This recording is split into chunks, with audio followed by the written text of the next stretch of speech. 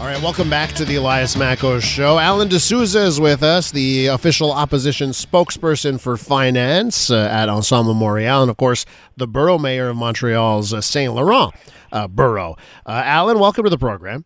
Hi, Elias. Thanks for having me on. So let's talk. Yeah, it's great to catch up with you. Now let's talk budget here. Of course, Montrealers got the bad news with the latest city budget that will see the highest property tax hike in 13 years. That's 4.9%.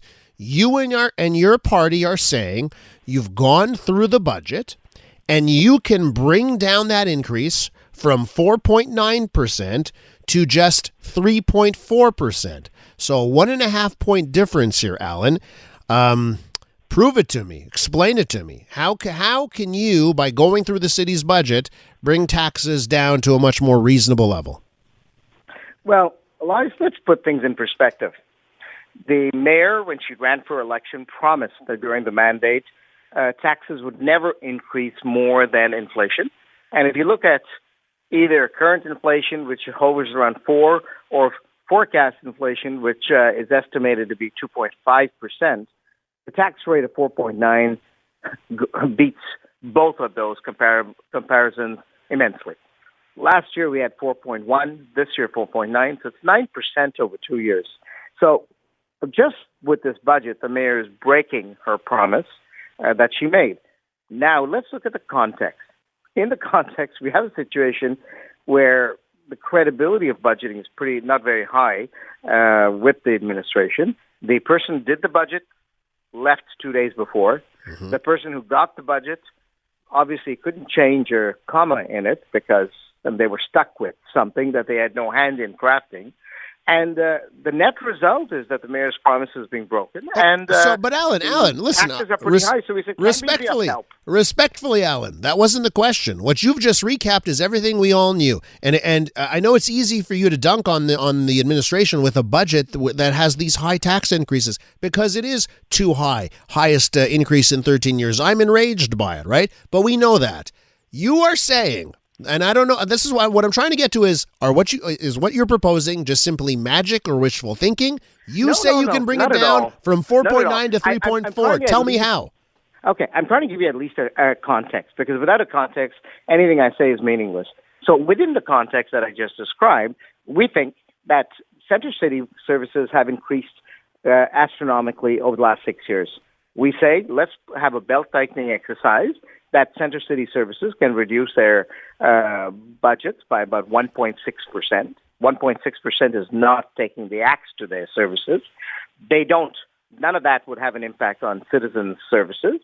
And out of that, we would be able to generate some monies. First and foremost, we'd be able to generate $54 million. And we believe that money can go and finance the 1.5% decrease, going from 4.9 average for residential down to 3.4. So that's one. We also think that the boroughs have been shortchanged. They're the ones on the front lines. They're the ones who give you library services.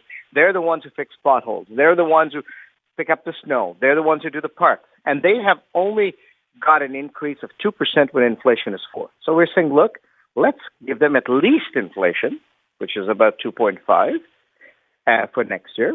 And lastly, we think that there's a problem that the administration is missing. They haven't realized the extent of the homelessness problem in our community. We see it. I see it when I walk the streets, when I visit different neighborhoods. And we're saying, look, putting only 500,000 more makes no sense at all. Let's increase that amount again through the same mechanism of cutting just a small slice of the bloated Center City budget and giving it to where the need is. So 1.6% cut across the board. This includes police, snow removal, everything. Just across the board, 1.6%. Yep, we think that there are economies that could be found. We're not asking to cut 10% cuts. We're not asking for 25% cuts. We're saying 1.6% thinly across the Center City services, who've grown astronomically over the last 7 years. You've seen it. Mm-hmm. I've come on your show before, and we've talked that they've added on thousands of employees more in the last 6 years. This budget has gone from 5 to 7 billion in 6 years. So we think there's definitely room where we can slice and dice. And in this case, none of this, what I'm telling you, is rocket science.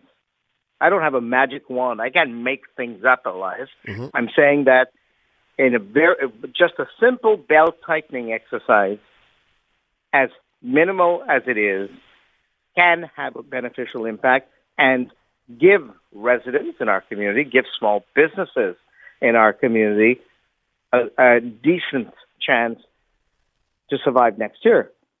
People will say that, look, instead of looking under their Christmas tree and finding a lump of coal, they'll find that, look, there's an effort that has been made. And I think we have validated this. I have validated this with the city's finance directors.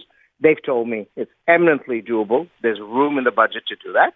And so now all it needs is the political will. And so I'm reaching across the aisle. I'm saying to the administration, we're not throwing out the baby with the bathwater. We're not saying scrap your budget. It should really be rethought, according to me. But in the interest of finding a reasonable approach, I say let's see if we can make this work. We're with Alan DeSousa, official opposition spokesperson on finance at City Hall. So, Alan, the 1.6 across the board, I think it sounds nice. I don't know if it's doable.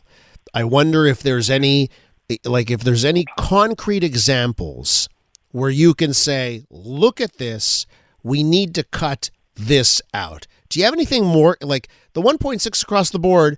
That's to me, that's easy for a political party to just say, hey, let's just cut 1.6. Do you have any concrete examples of waste, of fat, that make your case that the 1.6 would be easy to do? Well, look, Elias, I obviously, if you want me to redo the budget, give it to me and I'll rework it and come up with a different budget. But clearly that would take time to do. Off the bat, I can see easy spots where if there's a will to reconsider. For example, when you've added on over 2,000 to 3,000 new employees over the last 6 years, there's clearly places that instead of filling existing spots that are not filled yet, when people retire and so on and so forth, you can re-question and say, look, do we really need to hire? Can we not reallocate the work? And so that's one easy way to do it. Another way, if you look at the capital expenditure spending, I could easily question saying, do we really need to spend $91 million on the mountain? That's a project that I would ask the question. Yeah. Is it really a priority? Can't we do it for less? So those are the type of things that could be done that come to mind just intuitively. Obviously, to do a more exhaustive review of the budget, I'm an accountant. It's not my first rodeo, and clearly going through a good budget exercise, I'm hopeful that more could be found. But in the interest that the budget is coming to council on Monday, we've done the homework for the administration. We've found a way to do it. We've validated it with the finance director. And right now, I think it's a question of political will. Does the administration wish to keep their promise of keeping taxes below inflation, or do they want to blow it again? We will keep track of that political will, Alan. Thanks so much for coming on this morning. Thanks again, Elias. That's Alan DeSousa, Borough Mayor of Saint-Laurent.